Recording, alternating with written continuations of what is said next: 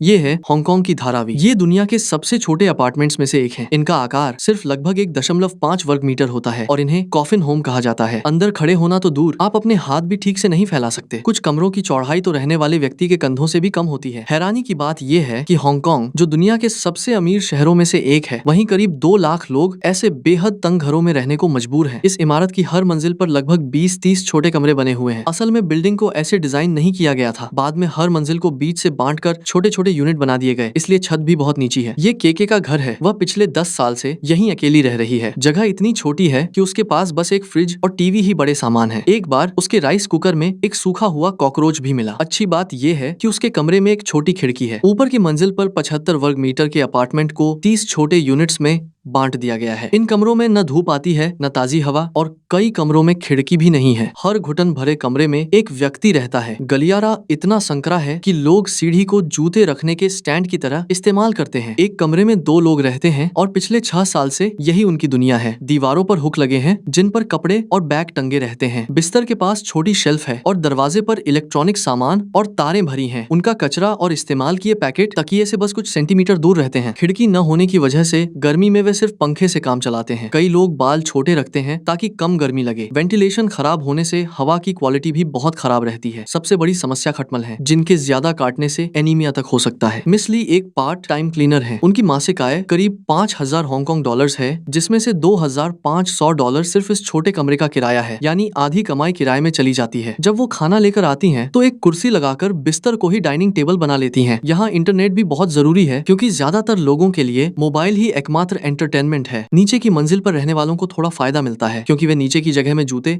या कपड़े रख सकते हैं, लेकिन ऊपर रहने वालों के पास सिर्फ वही छोटा सा कमरा होता है। जुलाई यहाँ सबसे गर्म महीनों में से एक है, जब तापमान करीब 43 डिग्री सेल्सियस तक पहुंच जाता है। बिल्डिंग के अंदर गर्म और नम हवा भरी रहती है। छत पर फफूंदी लगी है और यहाँ की हवा में प्रदूषण सुरक्षित स्तर से 4 गुना ज्यादा पाया गया। 63 वर्षीय मिस्टर वांग पहले अपने परिवार के साथ घर में रहते थे, लेकिन अब अकेले इसी छोटे कमरे में रहते हैं। उनकी टेबल ही उनका स्टोर भी है और वहीं वे नूडल्स बनाते हैं। वे अक्सर पास के चर्च जाते हैं, कभी कभी थोड़ा फल खरीदते हैं और कूपन वाले रेस्टोरेंट से खाना लेते हैं। घर लौटकर वे खाना एक बड़े फ्रिज में रखते हैं, जिसे करीब 20 लोग मिलकर इस्तेमाल करते हैं। कम चलने फिरने वाली जिंदगी और अनहेल्दी खाना धीरे धीरे उनकी सेहत को नुकसान पहुंचा रहा है। उन्हें हाई ब्लड प्रेशर है, लेकिन इस जीवन से निकलना उनके लिए आसान नहीं। फिर भी उनकी जिंदगी लगभग रोज एक जैसी ही रहती है। खाना, मोबाइल पर वीडियो देखना और अगले दिन फिर वही संघर्ष।